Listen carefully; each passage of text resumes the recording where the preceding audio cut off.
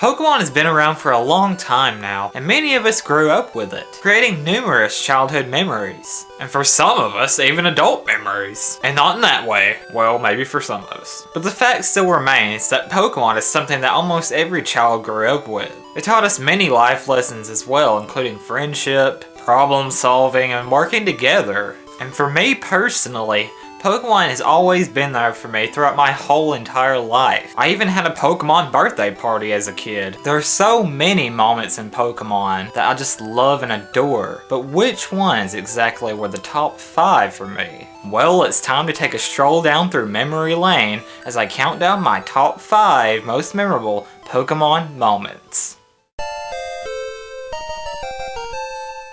Before Pokemon X and Y came out, we were all looking forward to finally having a true 3D Pokemon game. As a kid, I always wondered what it would be like to actually get to play as a trainer in a 3D world, and to walk around and explore new places. X and Y gave me exactly what I was looking for. The first time I entered the first forest area, I was amazed at how cool it looked. It felt like I was actually there, and it even looked kinda like Viridian Forest as well. The only other area in the game like this was the Glittering Cave, where you get that perception that you're actually there and wonder what's around the corner. I wish that they would have added more areas like this in the game. Maybe they will in the future, whether it be a new game or even a 3D remake of Gen 3. I guess we'll have to wait and see. After shiny Pokemon were introduced in Generation 2, everyone wanted to find one. However, I didn't even know they existed beyond the shiny Gyarados until the 3rd generation. Back then, I didn't really have internet to give me information about what was in the games, so the only way I knew how to find anything out was to explore. The first time I ever even ran into a shiny Pokemon was in the beginning of my first Pokemon Ruby adventure. After getting my starter Pokemon and heading off, I suddenly ran into a Poochyena, but this one was different. I noticed it was golden.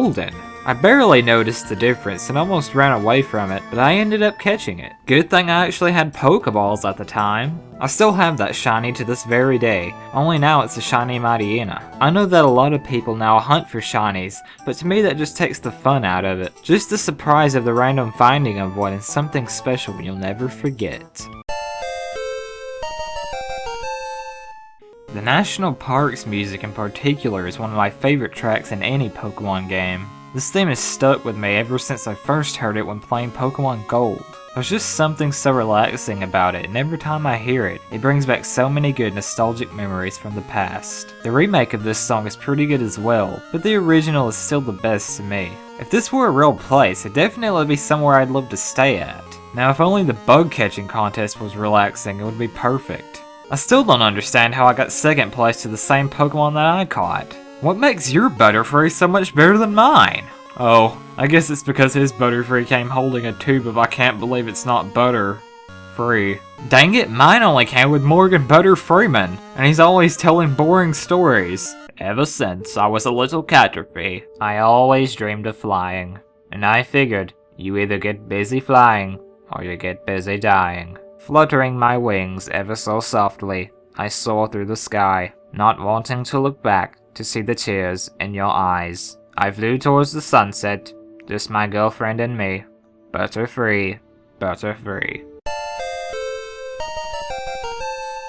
After getting all 8 badges in each Pokemon journey, it was time to go to the Elite Four. The first time I went there to challenge them, I didn't expect it to be that hard, until I realized that I couldn't heal my Pokemon in between battles, because at the time I had no idea how to use potions and stuff like that. I failed so many times until I eventually defeated them all by out-leveling them. I was so happy that I finally beat Lance, until I was surprised when I found out that I had to face another trainer after Lance, my rival. I eventually beat the game, and I gotta say that I really miss that old difficulty games used to have compared to now. It made you feel like you had to work hard to accomplish something. Whereas now, most games you barely have to try to win. It's either that or I just sucked at the game. But either way, beating the Elite Four as a kid meant a lot to me, even if it's just a video game.